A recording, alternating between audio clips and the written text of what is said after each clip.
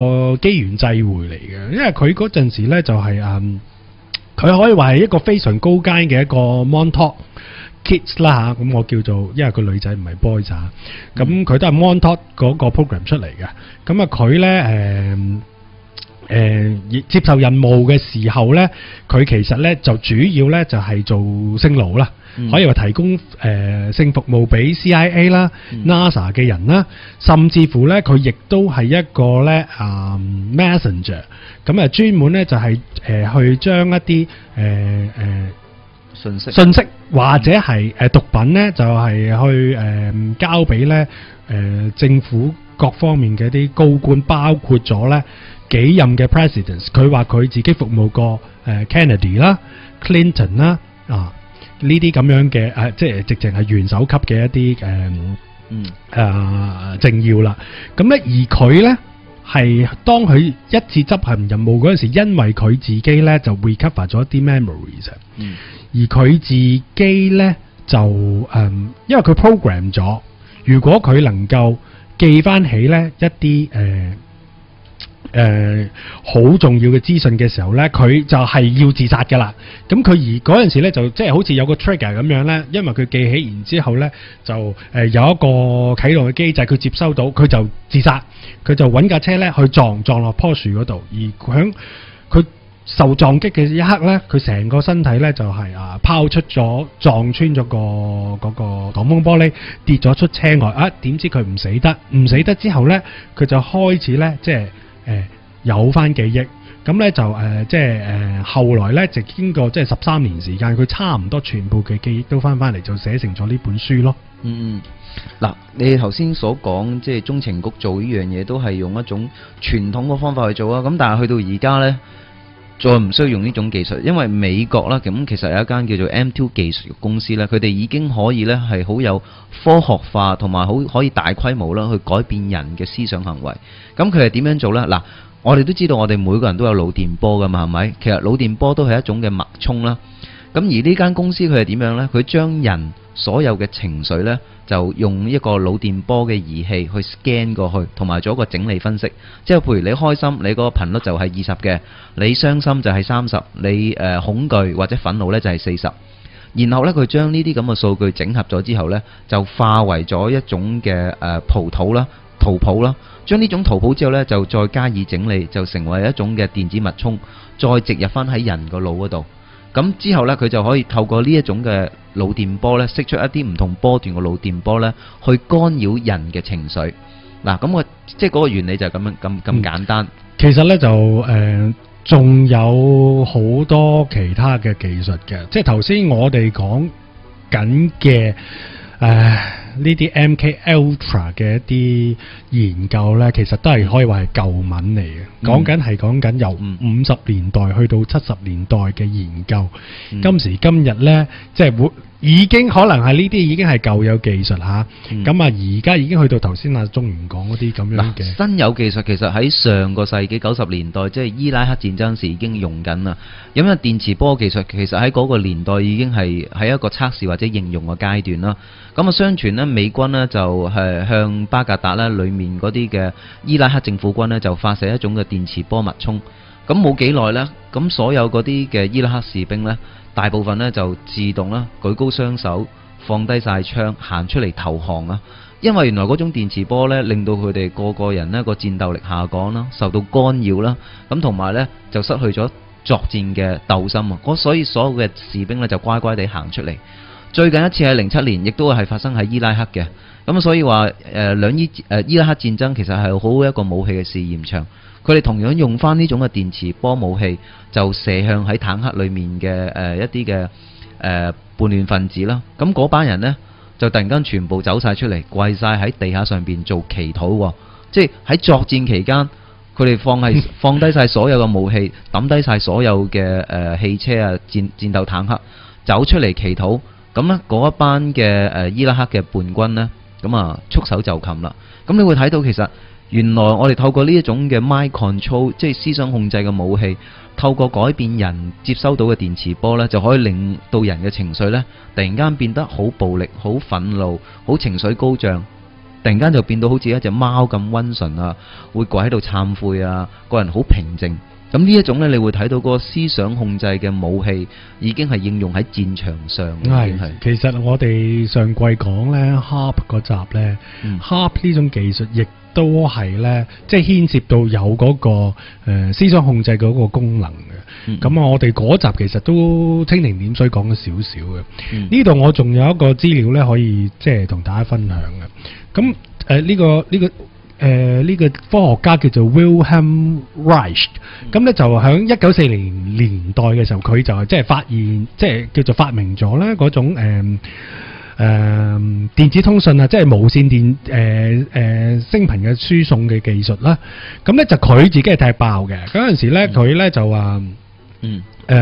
話呢種技術係可以應用喺 mind control 嗰度。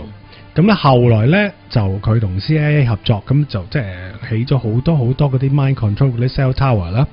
咁而呢啲咁嘅 cell tower 裏邊咧，就係發射一啲咧控制人哋思想嘅一啲咁嘅電波出嚟嘅。咁但係後來佢發覺咧，原來 CIA 咧呢種技術係用佢研發出嚟嘅技術，就俾佢哋攞咗愛嚟做咧去mind control 翻啲美國嘅人民，之後佢就好嬲，即係佢覺得如果呢種係一種武器係愛嚟即係保衛國家，我諗可能佢比較接受啲啦嚇。咁就係總之咧，就係後來咧就佢咧就反咗面啊，抹咗面之後咧就同 CIA 抹面之後就唔知點解就俾人哋咧就控告佢就巧立名目啦，咁啊欲加之罪何患無辭啦，就喺審判期間捉咗佢坐監啊，咁樣仲未審咧就韞咗佢2年，仲有2個月開審嘅時候咧，突然之間喺監獄裏邊咧就 heart attack 咧，話佢 heart attack 喎，咁亦都咧就心臟病係啊死鬼咗，咁啊當然即係我哋就會懷疑係唔知係咪即係 CIA 根本就唔想佢咧去開庭，因為一審訊咧。咁啊，佢一定咧要爆大鑊啦，係啊，要爆大鑊，爆晒啲嘢出嚟啦。咁所以咧，即係而家咧，即係已經咧嗰個 mind control 技術，其實去到邊個地步，我哋都即係不可估量啊。